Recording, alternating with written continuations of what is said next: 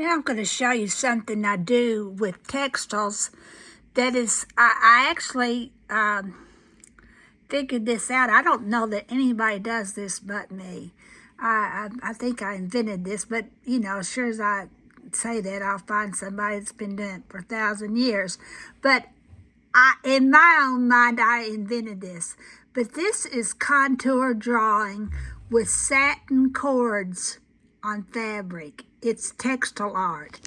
And if you look at it, and if you look at my video of my drawing, doing a contour drawing on paper with ink, you'll see that this is and I said before, a contour drawing is one continuous line. Well, in this instance, each color is one continuous line. You see yellow, you see green, you see pink, I think, and red.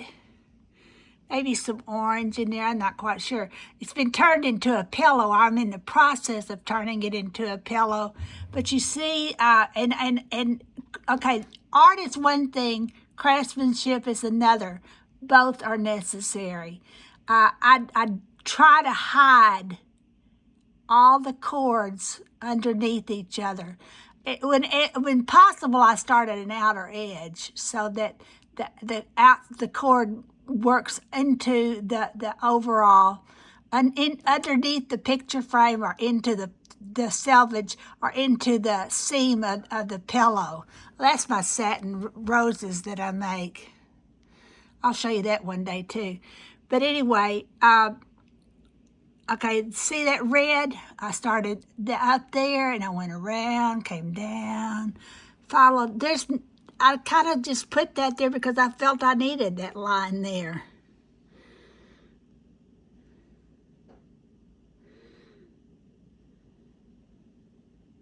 Yellow, pink, and on up. Here's another one that I'm turning into a pillow right now. Of course, I put the fabric, the background fabric, into a quilt frame and keep it tight while I'm working with it. But notice how I hide the cords. There are two colors of yellow, I believe, right there. No, maybe not. Maybe that's just the fabric. Admission, I've used a painted fabric as the base. There's orange and red, pink, darker pink, green, yellow.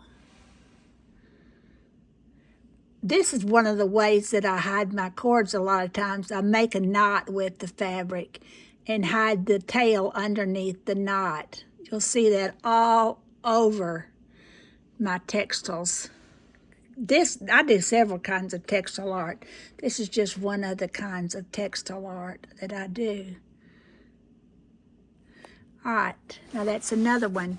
Now I'm going to show you another one that is a piece that in progress, and it has a lot of loose ends, but it gives you an idea of how I work. Okay, there I've made the knots. Now I have to tie those tails or hide those tails of those knots underneath the knots.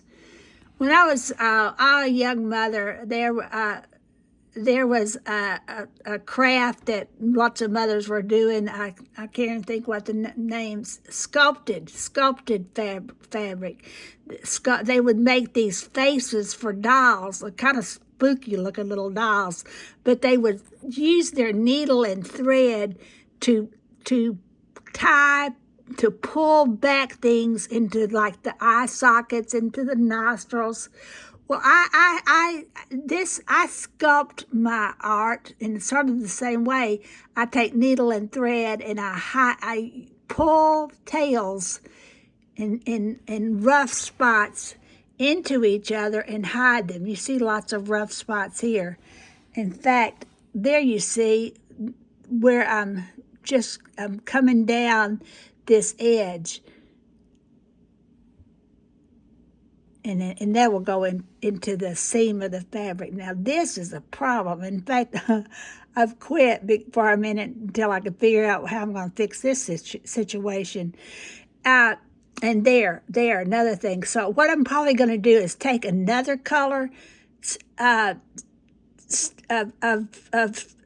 satin cord, make knots with the other color, and hide these tails underneath those tails. Like I said before, and whenever possible, I make the tail run off into the seam. So that's just sort of, I've often said that I'm a Jackie of all trade and maybe a master of nothing, I don't know. And people tell me, you dilute yourself, you don't concentrate. Well, guess what? That's how I invent new things. One idea leads to another. My contour drawing that I've been doing for, over